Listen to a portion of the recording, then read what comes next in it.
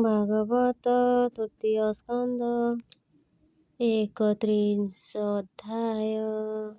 କପିଳ ଉବାଚ ଶୃଣ ଜନନୀ ତଦନ୍ତରେ ପୁଣ୍ୟପାଳକ ସବିଚାରେ ସେବେନି ପୁଣ୍ୟ ପାତକରେ ମନୁଷ୍ୟ ଅଙ୍ଗ ପ୍ରାଣୀ ଧରେ ମନୁଷ୍ୟ ଦେହ ଯେଣେ ସ୍ଥିତି ତେଣେ ସେ ରଜୁ ସିଂହ ଗତି। ଏହା କହିବା ଏ ଆଧାରେ ସୁଜନ ଶୁଣ ହେତୁ ଦ୍ୱାରେ କହନ୍ତି ପ୍ରଭୁ ଭଗବାନ ଭୂମାତ ହୁଅ ସାବଧାନ। ଏ ଜୀବ ଯେ କର୍ମ ଇଚ୍ଛଇ ଈଶ୍ୱର ତହିଁ ନ ଯୋଗାଇ ଏ ଜୀବ ଯେ କର୍ମ ବଶରେ ପୁରୁଷରେ ତ ଆଶ୍ର କରେ ପୁଣି ଏ ଦେହ ଧରିବାକୁ ପ୍ରବେଶ ଜନନୀ ଗର୍ଭକୁ ସେ ଶୁକ୍ର ପ୍ରଥମ ଦିନରେ ମିଶଇ ଶୋଣିତ ସଙ୍ଗରେ ଏହାକୁ ବୋଲିଟି କଲ୍ଲୋଳ ପଞ୍ଚମେ ହୁଅଇ ବର୍ତ୍ତୁଳ ପଦରି ସମ ସେ କଠିନ ହୁଅଇ 10 ଦିବସେନ ଅପରେ ହୁଏ ମାତର ତଣ୍ଡ ତଦନ୍ତେ ପ୍ରକାଶ ରଣ୍ଡ ସମସ୍ତ ପ୍ରକାର ମାସରେ ପ୍ରକାଶ ହୁଏ ତା ବନ୍ଧରେ ସମ୍ପୂର୍ଣ୍ଣ ବେନି ମାସ ଯାଏ କର ଚରଣ ଆଦି ହୁଏ ଅଙ୍ଗୁଳି ନଖ ତନୁ ଲୋମ ଅସ୍ଥି ହୃଦୟ ନାଡି ମାନ ଲିଙ୍ଗ ଇନ୍ଦ୍ରିୟ ଛିଦ୍ର ଆଦି ତୃତୀୟ ମାସେ ଏ ପ୍ରସିଦ୍ଧି ଚତୁର୍ଥେ ସପ୍ତ ଧାତୁ ହୁଏ ପଞ୍ଚମେ ଯୁଦ୍ଧ ତୃଷା ପାଏ ତଦନ୍ତେ ଅଷ୍ଟ ପରିମିତ ୟୁଖା ପିସାରେ ପୀଡ଼ିତ ଗର୍ଭେ ବେଷ୍ଟନ ବନ୍ଧ ହୋଇ ଦକ୍ଷିଣ କୁକ୍ଷିରେ ଭ୍ରମଇ ଜନନୀ ଯେ ଦ୍ରବ୍ୟ ଭକ୍ଷଇ ସେ ରସେ ତା ଧାତୁ ବଢ଼ଇ ମୂତ୍ର ପୁରିଷ କୃମିନାଳେ ରକ୍ତ ପୀଡ଼ିତ ସନ୍ନିକୂଳେ ଯଦି ଜନ୍ମିତେ ଶୋଇଥାଏ କୃମି ସଂକୁଳ ମଧ୍ୟ ରହି ଅତି କୋମଳ କଳେବର କୃମି ଭକ୍ଷଣେ ନୁହେଁ ସ୍ଥିର ଅଙ୍ଗ କାଟନ୍ତି କୃମିମାନ ପ୍ରଚଳେ ଦେହ ପ୍ରତିକ୍ଷଣ କ୍ଷଣକେ ମୂର୍ଚ୍ଛା ଯାଇ ବହୁତ କ୍ଲେଶ ତହିଁ ପାଇ ଭକ୍ଷଣେ ତ୍ରିକ ଟୁକ କ୍ଷାର ତିକକ କମ୍ବିଳ ଆମ୍ବିଳ ମଧୁର ଜନନୀ ଯାହା ତା ଭକ୍ଷଇ ସେ ରସେ ତାଙ୍କ ଅଙ୍ଗ ବଢ଼ଇ କୁଟିଳ ଭାବ ଶିରେ ଧରେ ପୃଷ୍ଠ କୁଟିଳ କଳେବରେ ମାତା କୁକ୍ଷିରେ ଦେଇ ଶିର ପଡ଼ି ସେ ଧାଏ ଲୋଟେ ଶିର ଶରୀର ଛାଡ଼ି ନ ପାରଇ ପଞ୍ଚାରି ପକ୍ଷ ପ୍ରାୟ ହୋଇ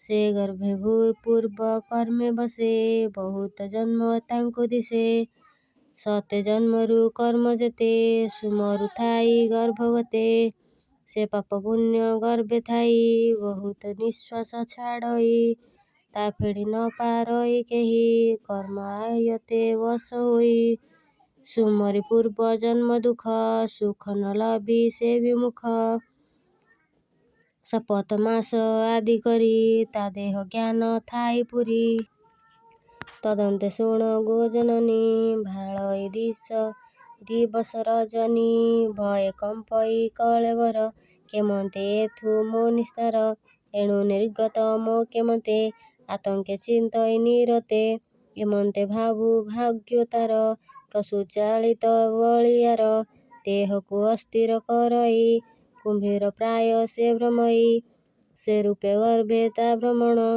ଦୁଃସହ ସେ ଦୁଃଖ କର୍ଷଣ ଅତି ବିମୁଖେ କଷ୍ଟ ସହି ସେ ଗର୍ଭେ ଆତ୍ମାକୁ ଦେଖଇ ସେ ରୂପେ ଅତି ମନୋହର ଧ୍ୟାନେ ନ ଜାଣଇ ଶରୀର ନିରତେ ଭାବୁ ଏକ ଚିତ୍ତେ ଭକ୍ତି ହୃଦୟେ ପ୍ରମୋହିତେ ସପ୍ତ ଧାତୁରେ ବନ୍ଧ ହୋଇ ଅଜ୍ଞାଳୀ କରିଣ ପ୍ରାର୍ଥନ ବ୍ରହ୍ମା ଉବାଚ ବୋଲଇ ଶୋକେ ଭୟ ଚିତେ ଭୋନାଥ ମୁଁ ଯେ ଗର୍ଭଗତେ କଷ୍ଟ ମୁଁ ପାଉଅଛି ଯେତେ ଏଥୁ ଉଦ୍ଧାର ପ୍ରଭୁ ମତେ ଏ ଦୁଃଖ ପୁନଶ୍ଚ ନୋହିବ ଏମନ୍ତେ ଆଜ୍ଞା ମୋତେ ଦେବ।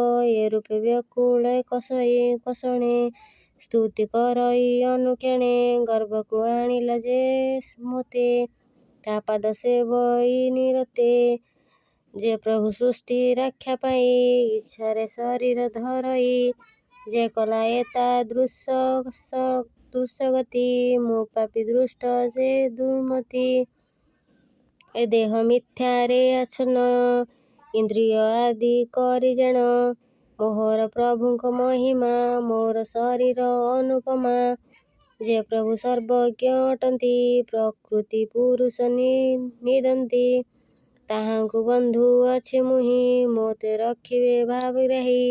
ଏହି ସଂସାରେ ଯେତେ କର୍ମ ସେ ଅଟେ ବନ୍ଧନ ଆଶ୍ରମ ଯାହା ମାୟାରେ ଏକ ଶରୀର ଭ୍ରମ ସ୍ମୃତି ଅଗୋଚର ତାହାଙ୍କୁ ଅନୁକମ୍ପ ବିନା କରି ନ ପାରେ ଉପାସନା।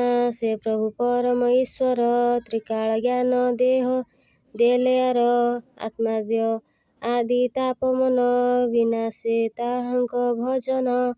ସେ ପ୍ରଭୁ ମାତାର ଉଦରେ ବୁଡ଼ି ରହିଛି ବିସ୍ମୃତିରେ ଏ କୃଷ୍ଣ ଉଦ୍ଧରିବା ପାଇଁ ମାସ ଗଣୁଛି ଏଥେରହି।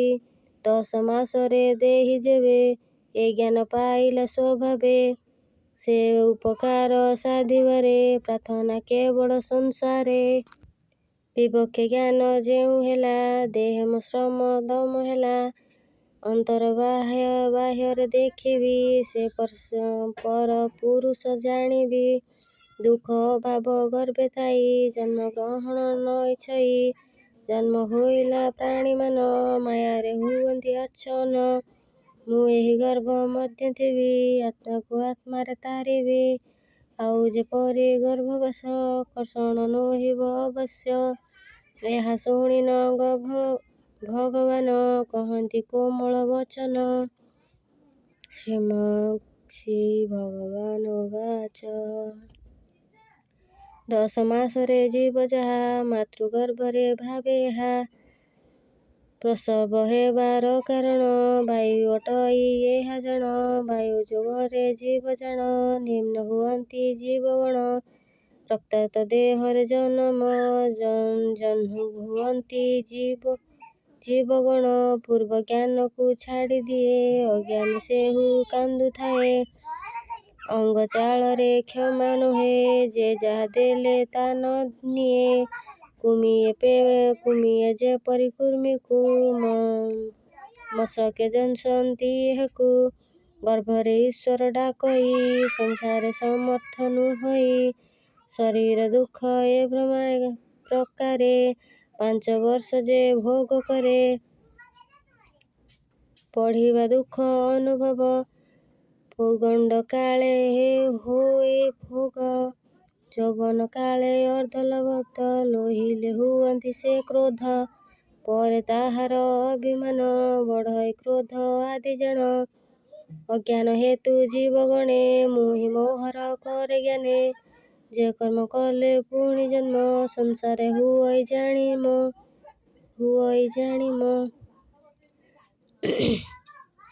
ସେ କର୍ମେ ଅନୁରକ୍ତ ହୁଏ ଭଲ ମନ୍ଦର ଜ୍ଞାନ ନୁହେଁ।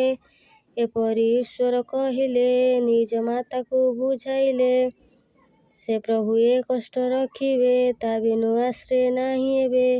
ତାହାଙ୍କ ଶ୍ରୀପଦ୍ମ ଚରଣେ ଶରଣ ଗଲି ମୁଁ କଷଣେ କହଇ ଜଗନ୍ନାଥ ଦାସ ସାଧୁଙ୍କ ହିତେ ସେ ପ୍ରକାଶ। ଇତି ଶ୍ରୀମଦ୍ଭାଗବତେ ମହାପୁରାଣ ପାରମହଂସ୍ୟ ସଂହିତାୟ ପାୟାସିକ ତୃତୀୟ ସ୍କନ୍ଧେ କପିଳ ଦେବହୂତି ଜ୍ଞାନ କଥନେ ନାମ 31 ଅଧ୍ୟାୟ।